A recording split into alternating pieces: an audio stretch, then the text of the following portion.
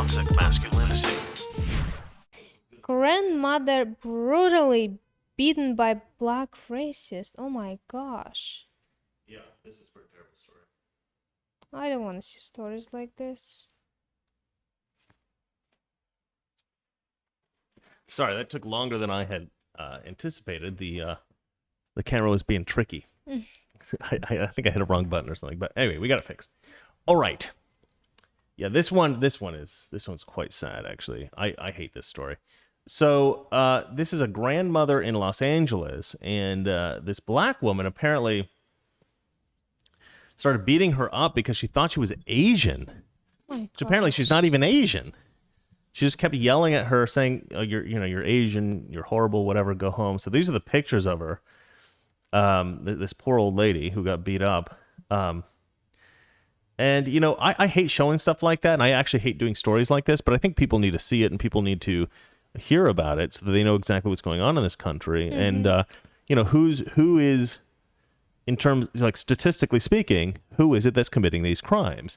And it is overwhelmingly black people. And, they keep saying that the biggest domestic terrorist threat in America is white supremacists, but you never really hear about white supremacists doing anything violent in America. It's very rare, very rare. But black people are committing acts of racist violence literally every single day.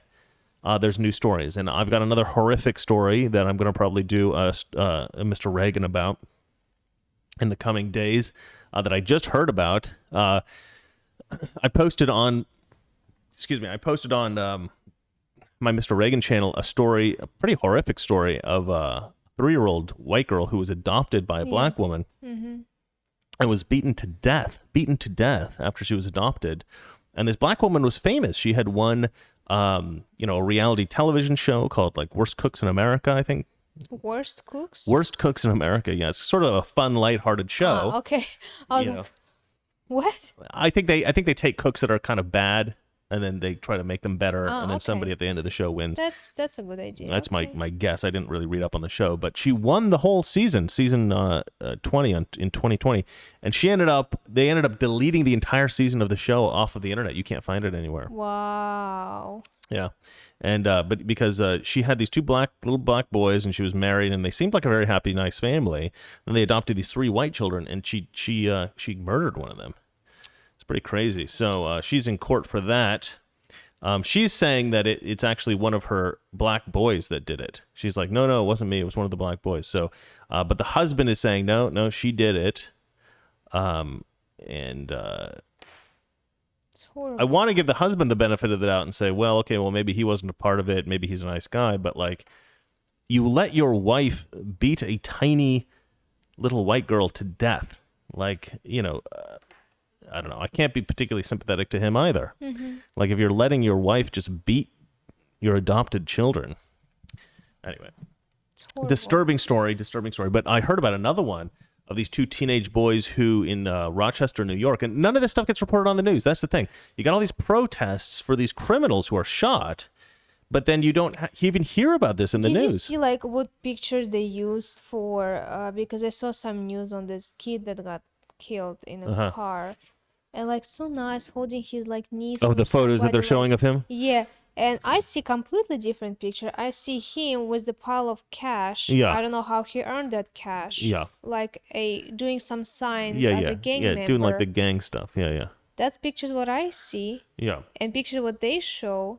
Completely right. different. I mean, you can find both kinds of pictures. What are you going to show on the news? Well, it depends on the story you want to tell. If you want to tell the story that the police officer was wrong and that he was like this nice kid, you show the nice pictures. If you want to tell the truth, really, which is that this kid probably wasn't the best, most upstanding citizen in the world, you show the appropriately, the evidence, the pictures that show him maybe involved in gang stuff or something like that. So, but anyway, so there was this other story I heard about in Rochester, New York, about these 2 teenage boys, black boys, who went into the home of an elderly white man and put like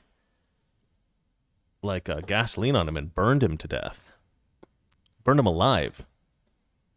Yeah. So he comes out, he runs out of his apartment building on fire. And so people, obviously, they put the fire on. They took him to the hospital. He had like burns across 70% of his body.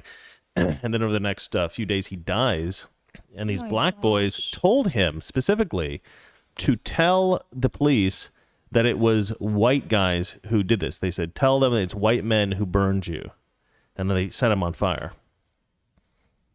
Pretty unbelievable. So these horrific acts of violence are occurring throughout the country, racist acts of violence, and we never hear about it. We never hear about this, and and I think that it's because there is this perception among leftists in particular, but reporters generally, that if you tell white people about all the nasty, vicious, horrific crimes that black people commit against white people, or oftentimes Asians, then there will be some kind of backlash, and there will be all this violence from white people toward black people. I don't think so. No, of course not. Of course not. It's a ridiculous idea. No. But you know what they don't realize, that if you keep telling black people about every single crime, every single incident There's of gonna be a more white crime. cop killing a black There's gonna kid. be more crime against white people. Of course there is. Even more. Yeah, they're perpetuating these crimes against white people by pushing this narrative that America's racist against black people, and that white cops are killing black kids, which is not true. But then you get these riots, you get the looting, you get the burning, you get murders, you get all this kind of stuff, and the press has blood on their hands. These journalists who are pushing out this narrative, they are causing this violence. And when you cover up the actual crimes of black Americans against white Americans, or against Asian Americans, or in this case, I don't know what she is, maybe Hispanic or something, but they thought she was Asian, then you're just hiding the truth from the public. And to me, that's the absolute opposite of what you're supposed to do as a journalist. Yeah. It's absolutely disgusting. All right. So let's read here. A 7-year-old woman was brutally beaten and dragged across a bus in Los Angeles by a hateful attacker who mistook her for an Asian American, according to local reports. The victim, a grandmother who is Mexican American, she's Mexican American, was trying to get off a city bus Friday when another female passenger hurled an anti-Chinese slur at her, the East Sider reported. The assailant then pulled the elderly woman, identified as Becky, to the front of the bus and pummeled her. The report said. Nobody would help, not even the bus driver, her son Pete told the website. The beatdown eventually stopped after a passenger called 911, he added. I'm assuming that the son wasn't there. I'm assuming that he's reporting what his mother told him.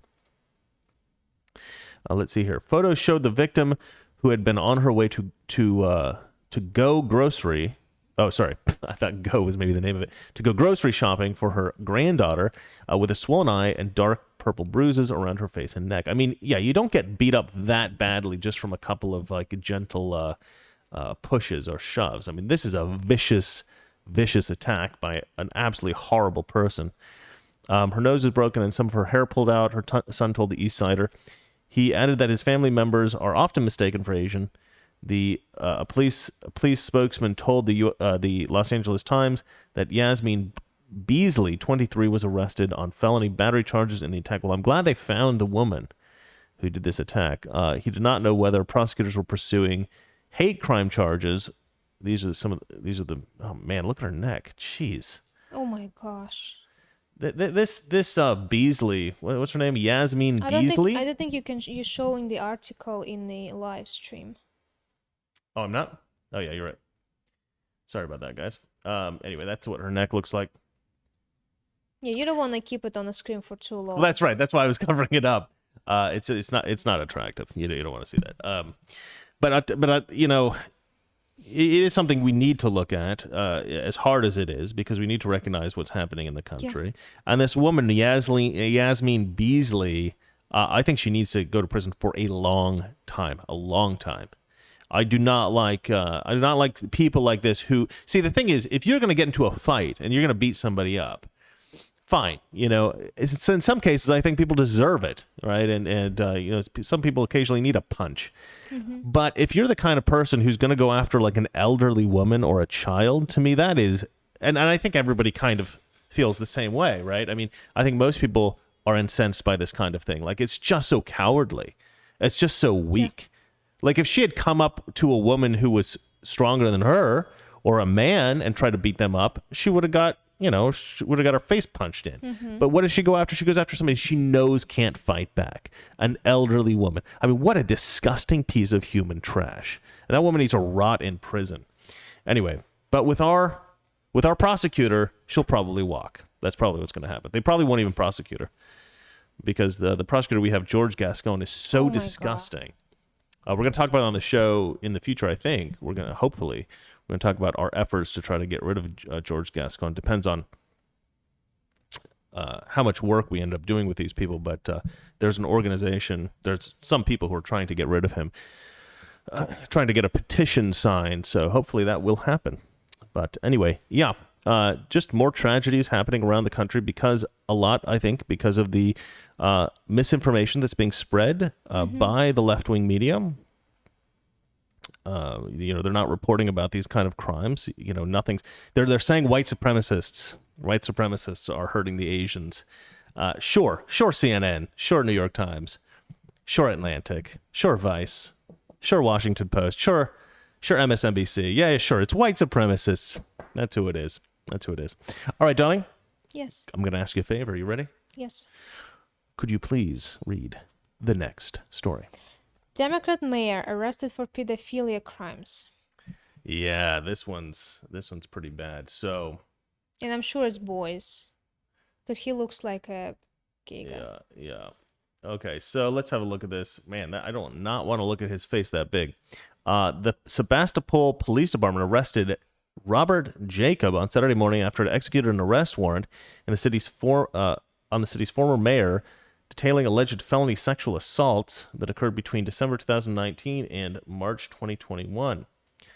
Let's see here. Sebastopol Police Chief Kevin Kilgore said the department received a call on March 30th detailing a number of sexual assaults allegedly perpetrated by Jacob in the city. Kilgore added, police arrested the 44-year-old just after 7 a.m. Saturday on charges of possible lewd acts and forcible penetration of a child aged 14 or 15. Toxic Masculinity. Weekdays, 9 p.m. Eastern, 6 p.m. Pacific.